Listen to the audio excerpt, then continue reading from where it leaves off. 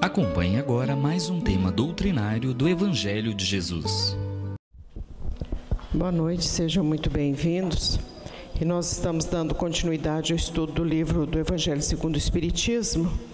E a doutrina espírita ela está restabelecendo o Evangelho na sua singeleza e na sua simplicidade. Allan Kardec, o codificador do Espiritismo, ele traz muitas informações muito preciosas para todos que tenhamos o entendimento, a compreensão dos textos evangélicos. Lembrando que em muitas situações, Jesus falou por parábolas, que eram aquelas histórias com fundo moral. E aqui ele está nos conclamando, se alguém bater na face de um lado, dê o outro. Mas nós aprendemos também com o Espiritismo que temos o dever de cuidar da nossa integridade física, da nossa integridade mental, porque o nosso corpo é templo do nosso espírito. Então, ele está a serviço do espírito. Então, isso é uma metáfora para nos dizer, quando tivermos numa situação difícil, numa situação complicada, vamos encontrar um caminho para que aquelas dificuldades sejam amenizadas.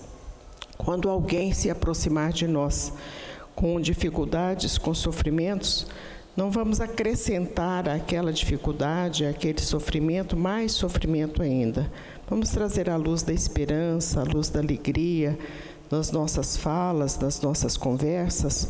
Por isso é que o livro Sinal Verde, que a gente sempre recomenda, ele fala sobre o falar e o ouvir. Então, quando nós falemos coisas positivas, coisas boas. E quando ouvirmos também, se forem coisas negativas, que traduzamos essas coisas negativas por coisas positivas.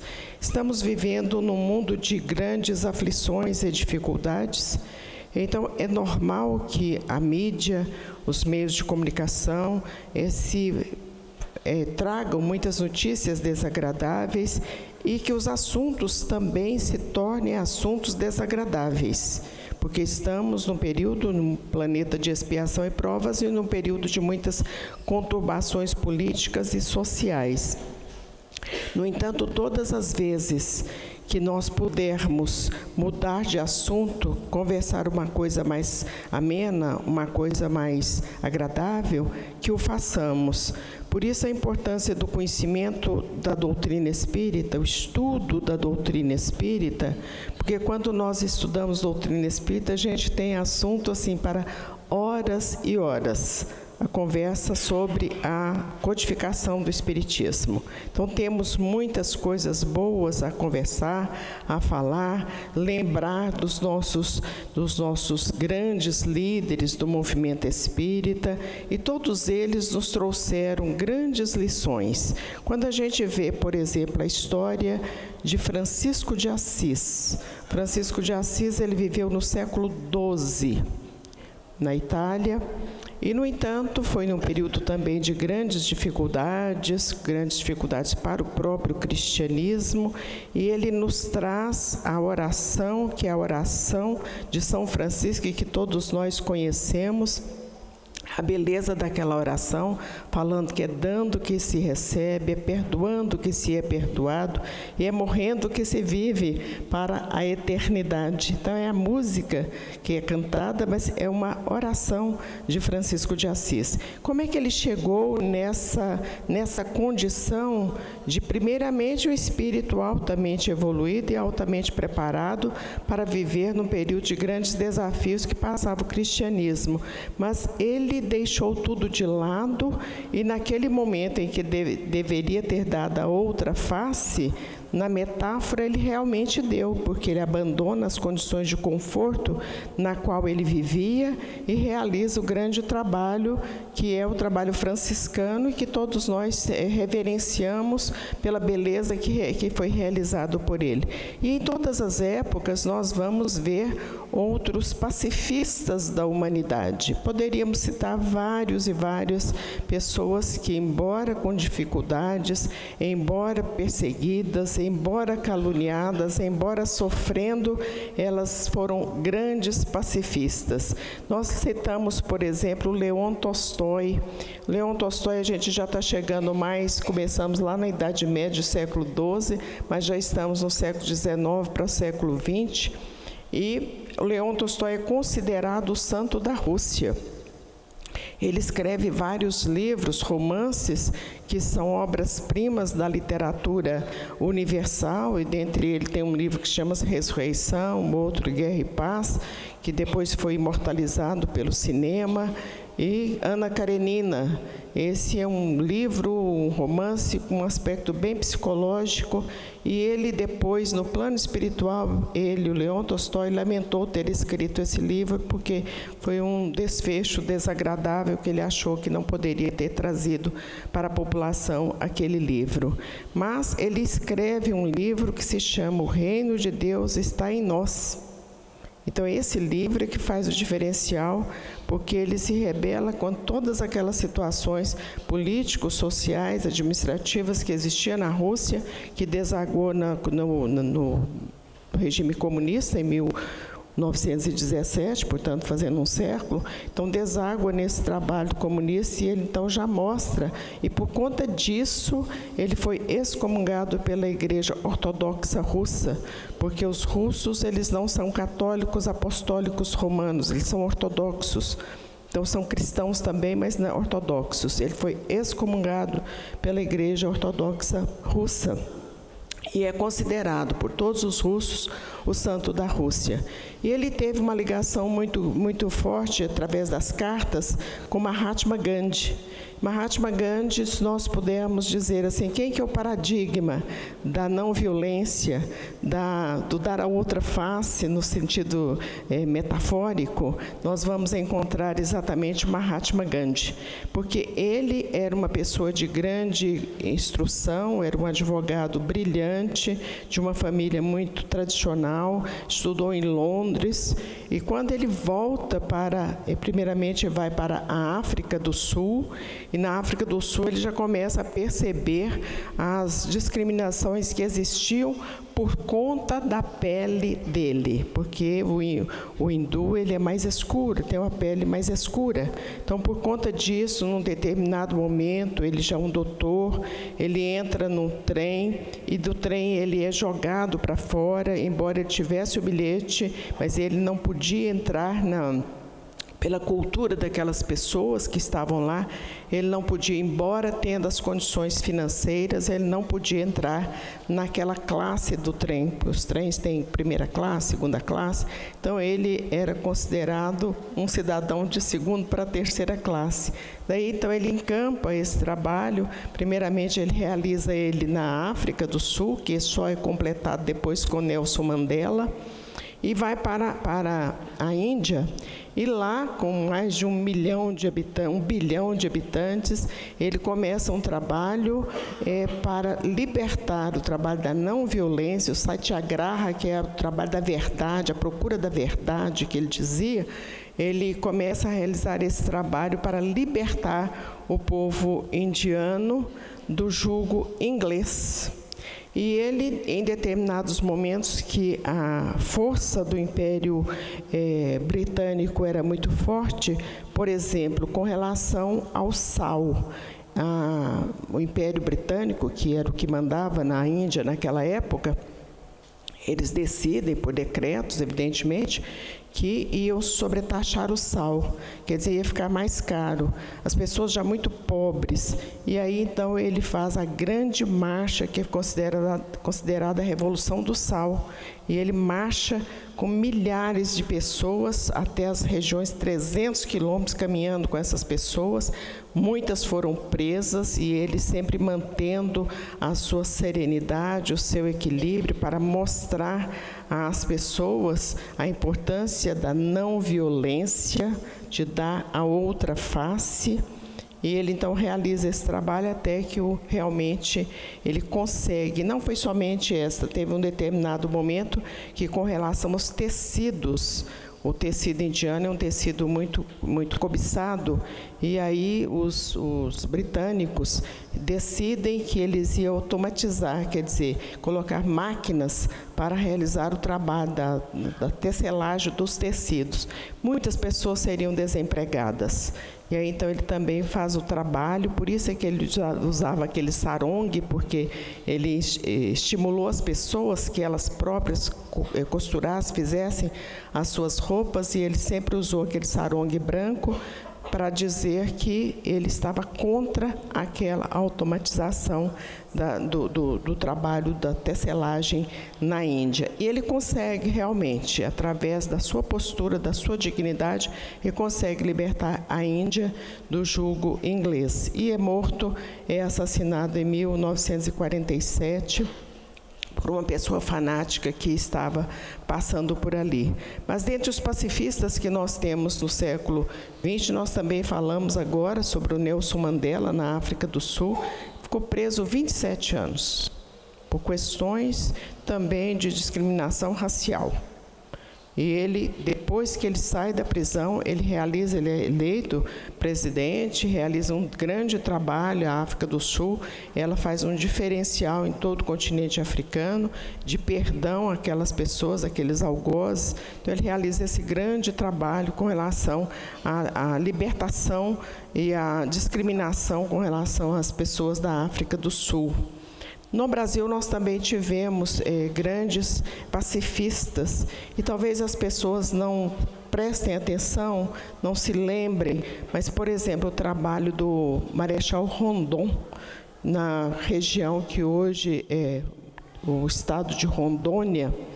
Ele realiza um grande trabalho de pacificação dos índios, de toda aquela região. E esse trabalho, a gente imagina, é coisa simples, não é, porque aí entra o interesse pecuniário, quer dizer, o interesse financeiro com relação a esse trabalho realizado pelo Marechal Rondon.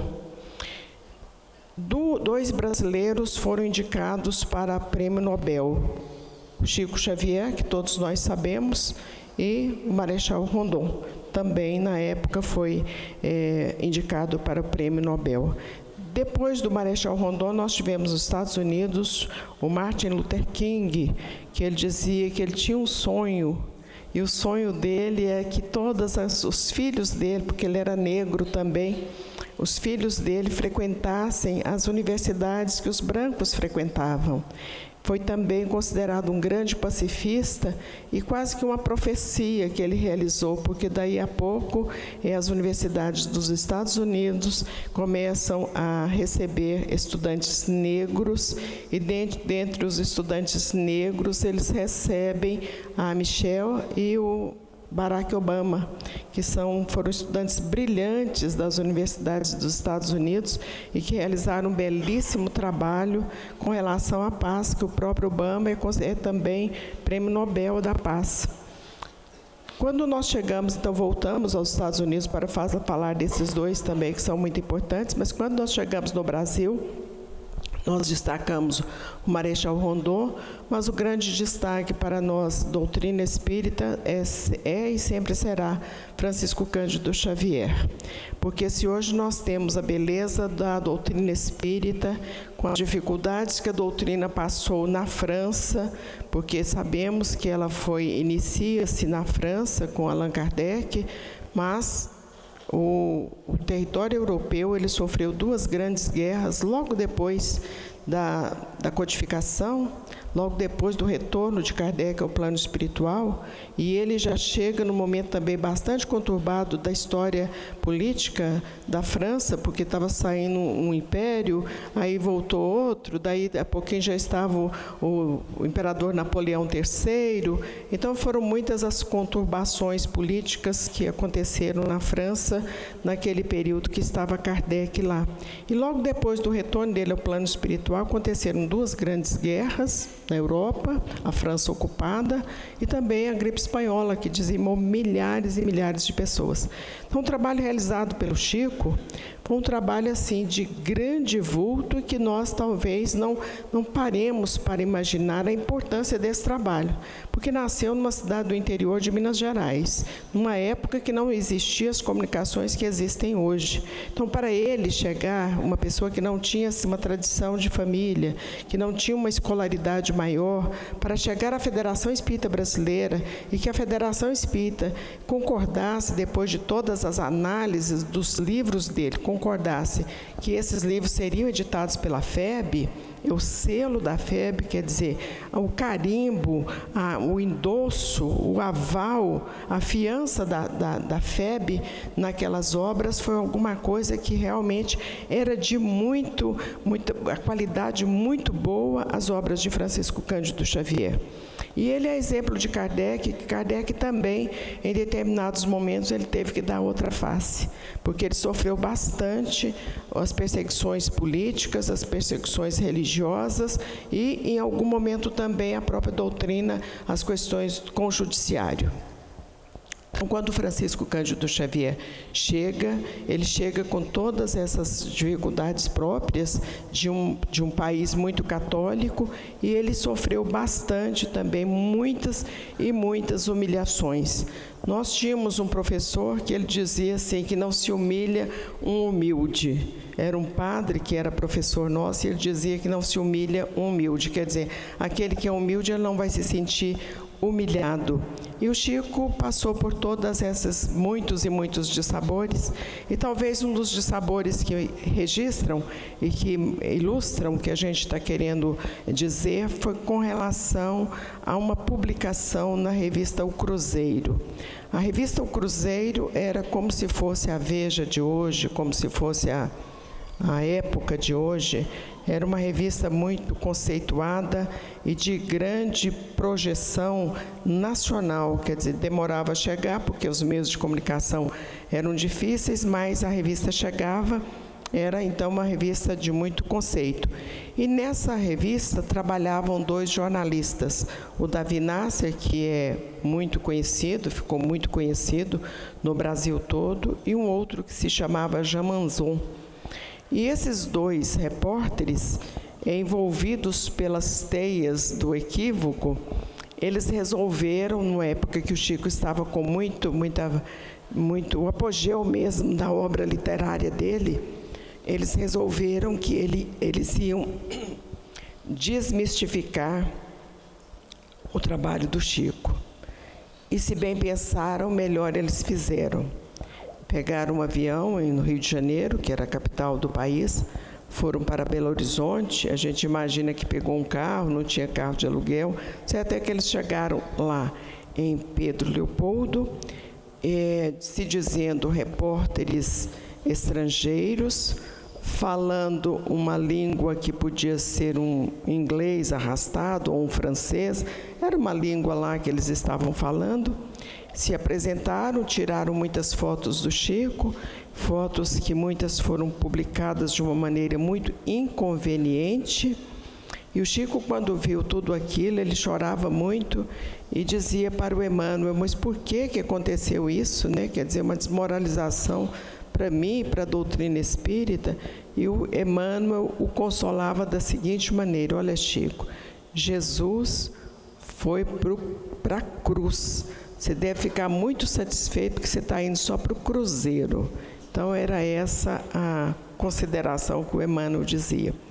Mas, quando esses repórteres se despediram, o Chico ofereceu um livro para cada um deles. Eles foram embora para o Rio. Passou uns dias, um deles, madrugada, sem ter uma atividade maior, resolveu abrir o livro para ler o que estava naquele livro. E o livro, na capa, na folha de rosto do livro, dizia assim: ao jornalista Alfredo Nasser. Ele não tinha declinado o nome, ele tinha falado que era uma outra pessoa, era um jornalista estrangeiro, ninguém lá sabia que ele era o Alfredo Nasser.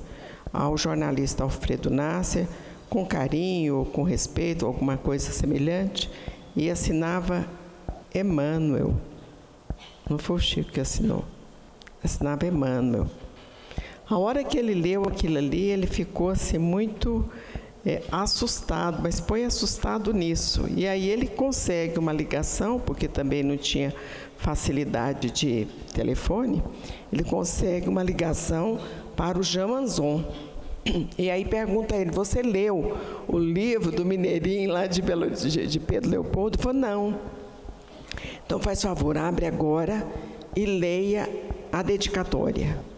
E ele abre e na folha de rosto está escrito: ao meu amigo Jean Manzon, com carinho, com respeito, ou qualquer outra coisa parecida, e assina também Emmanuel. Então, quer dizer, esta é a verdadeira a outra face, com todos as dificuldades, com todas as calúnias, com todos os equívocos que eles publicaram na revista. O Emmanuel vem assinando, chamando-os de amigo. E eles não se retrataram. Com relação a esse fato, eles não se retrataram. E o tempo passou e já no declinar da vida, o Alfredo, o repórter lá, um deles lá, diz que, dentre todas as coisas, perguntou se ele tinha algum arrependimento da vida. E ele disse que tinha, sim. A única coisa que ele levaria para o outro plano seria o arrependimento de não ter ido à revista e desmentido tudo aquilo que ele havia falado. Então, ele reconheceu, mas não teve a hombridade naquele momento de mostrar que ele estava equivocado e que o trabalho de Francisco Cândido Xavier era um trabalho impecável. E o Chico tem outros tantos momentos da vida dele que ele demonstra essa humildade, porque sabendo que muitas vezes as pessoas duvidavam da mediunidade dele, ele ainda continuou o trabalho, porque ele tinha tanta convicção que aquilo estava correto, que uma vez foi um casal de Goiânia, cujo filho havia desencarnado de uma maneira muito trágica, e eles, embora espíritas, e ela nos contou esse fato, a mãe do menino, ela que nos contou, então ela disse que, embora espírita, ela não estava assim acreditando que ia dar certo, que ia sair mensagem, que a mensagem ia ser verdadeira. E ele era uma fila enorme, ele passa cumprimentando as pessoas, não fala absolutamente nada com ela, vai até o final da fila e volta e se dirige a ela. E diz assim: pior, quer dizer, o pior do que ela está pensando dele, foi o que aconteceu com o fulano de tal. Ele fala o nome da pessoa. O fulano de tal era um parente dela que havia sido preso, havia sido julgado e ele era inocente. E aí ele volta e fala: pior aconteceu com o fulano de tal, porque foi preso, julgado, sentenciado, condenado, sendo inocente. Naquele momento ela já fica assim muito desconcertada, porque percebeu que ele sabia o que ela estava pensando. E aí vem a mensagem da criança. E o detalhe é que a mensagem vem, ele assina o nome, o apelido que ele tinha. Ele tinha um apelido, só a família sabia daquele apelido, e ele põe o nome dele, e depois põe uma vírgula e põe o apelido. E passaram-se os anos, o pai é solicitado para colocar essas mensagens em um livro, e parece-me que foi colocado assim. Só que ele nos dizia que muitas das cartas, porque foram muitas cartas que foi sendo encaminhada à família, e ele dizia: as cartas muito íntimas, nós não consentimos que as publicasse. Quer dizer, são realidades, são coisas muito próprias daquela família e que ele não consentiu nem sequer que fosse publicado. No entanto, ele estava dando a resposta àquela mãe que, embora espírita, havia duvidado das condições da mediunidade do Chico. Mas de todos, evidentemente, que o maior é o próprio Mestre Jesus, nosso guia e modelo, quando da prisão dele, que o apóstolo Pedro tira a espada e corta a orelha daquele soldado, ele coloca a orelha de novo, né? Quer dizer, faz uma cirurgia ali para implantar a orelha novamente, e ele ainda adverte Pedro, né? Quem com ferro fere, com ferro será ferido. Então, se nós observarmos que todas as vezes que nós emitirmos pensamentos negativos, nós vamos recebê-los de volta, se não for por virtude, mas pelo menos por esperteza, por inteligência, por sabedoria, nós vamos emitir sempre pensamentos positivos às pessoas, porque quando nós emitimos esses pensamentos positivos, nós também estamos recebendo pensamentos positivos.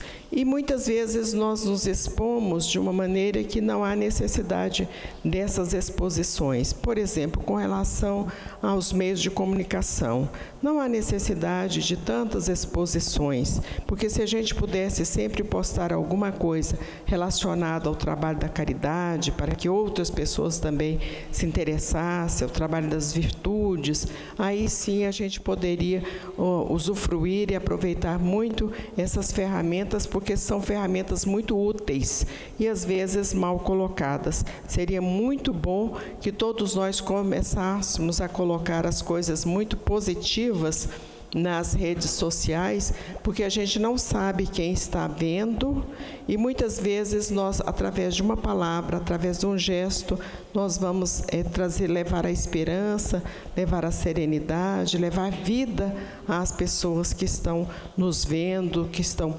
participando daquela nossa intimidade através das redes sociais. Então é muito importante que a gente sempre tenha a boa palavra em qualquer situação. Lembrando que aquele que está mais necessitado é aquele que a gente precisa ter mais cuidado e mais carinho para com ele. Por isso que o Gandhi dizia que o caminho era a paz era o caminho. Então o caminho é esse, o caminho é encontrarmos a paz, porque a paz é o caminho. Que Jesus nos abençoe, muita paz a todos.